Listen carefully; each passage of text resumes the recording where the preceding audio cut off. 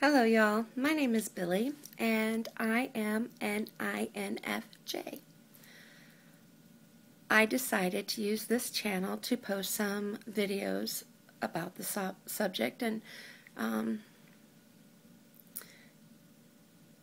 because it does interest me, it has helped me in my self-development and my learning to socialize and be part of the world around me.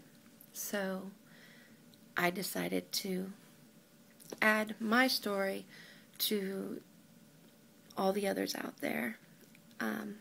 Wonderful videos. I've watched tons of them. What they usually start off when they talk about Myers-Briggs and being an INFJ is just their own personal story. And my personal story is about 2 years ago. I was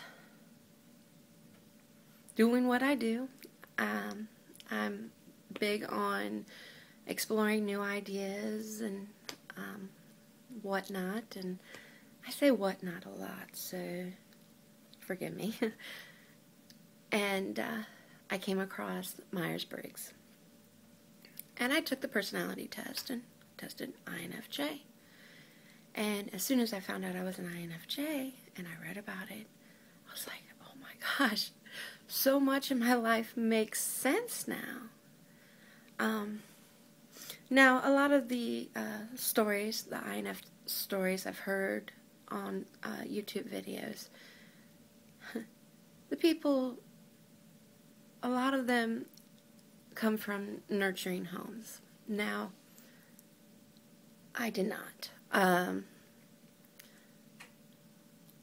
And looking back and reflecting on that fact and the fact that I'm an INFJ, I realized that being an INFJ actually helped a lot to cope with the less than ideal home life that I was raised in.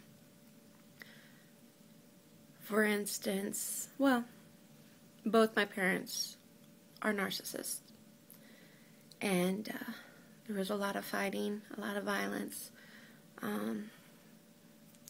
walking on eggshells, and as an INFJ, I learned pretty quickly to read the signs. Is it gonna, good day, bad moment? See patterns of, this sets them off, this will make them happy, how to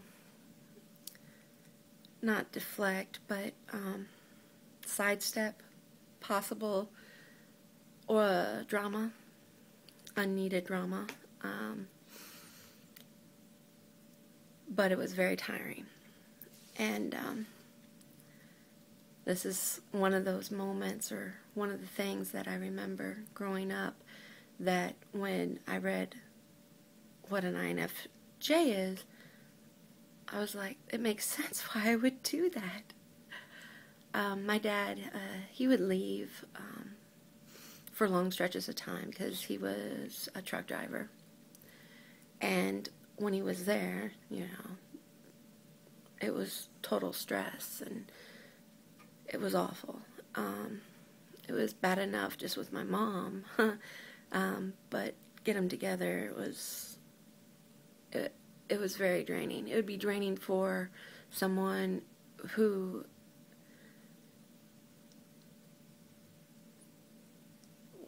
was not a fan of, or who could deal with that chaos, that much stimulation, much less somebody who was, or who is INFJ. Anyway, when he would go on the road, I remember as a little kid, I would build a nest in my closet with all my clothes and blankets and everything, grab a book or books, and just leave the door open just enough where I could read and think. I didn't want to be around friends. I didn't want to be around anybody. I just wanted to be alone in my books and think and process everything. And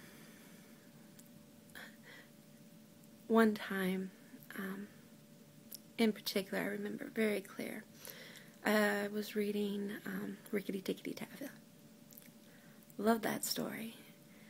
And it was the first time I read it, and I was all alone, and I got to the end, and when Nagina was killed, and the babies were killed, and I cried for him. I felt bad for him. I was like, and I knew the way stories go, I shouldn't have, because they were the villain of the story, but I felt bad because in my mind, I was like, how were they wrong? People were the people, and the mongoose were infringing on their territory and threatening them. They had a right to fight. And so I mourned for them. And that's not normal for, I think I was 8 at the time, to do. But that's how my mind worked. It always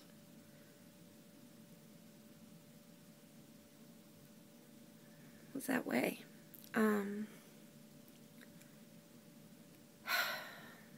What are some other stories?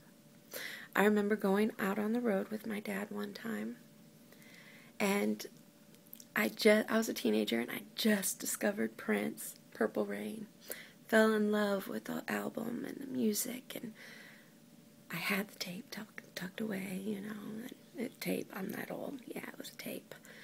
And he's like, so Billy, what music do you listen to? And I'm like, oh, okay.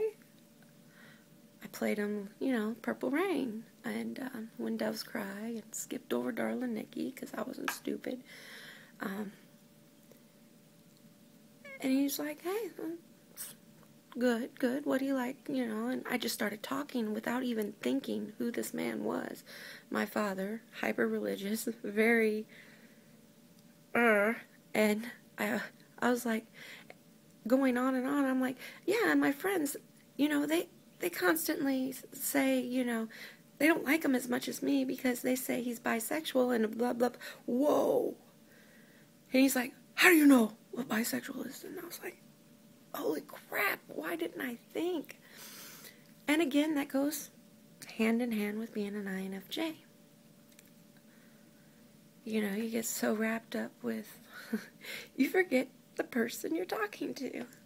Crap, that was not a good day.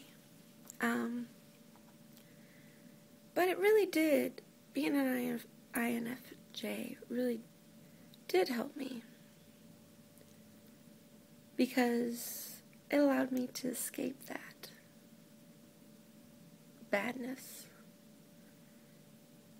and independently develop my own thoughts and feelings. And even if it took me a while to develop the self-confidence to express my own thoughts and feelings, decades, at least they were in the development stage during that time because I was INFJ. So I'm going to end it now because I want to be under 10 minutes for all these videos. If you have any thoughts or comments, feel free. Please leave them below. You don't have to like. You don't have to come or subscribe. Ooh, there's my thumb. But comments are always welcome. And I'll be making more. I make them in spurts because I like to be alone and I don't get a whole lot of alone time. So when I do, I utilize them to make my videos. So I'll talk to you later.